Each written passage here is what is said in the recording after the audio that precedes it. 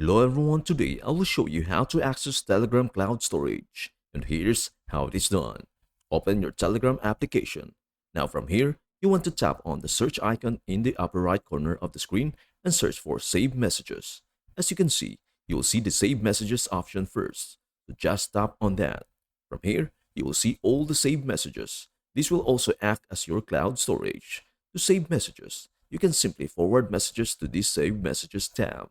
For example, let's open a chat right here and simply forward a message. So tap on forward right here and forward it to the saved messages to save it.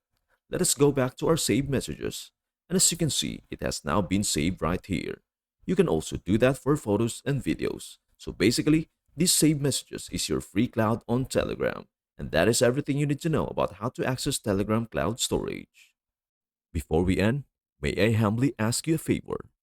Please do like, share, and subscribe to our channel. This means the world to us. Thank you so much for watching. We hope to see you in our next video.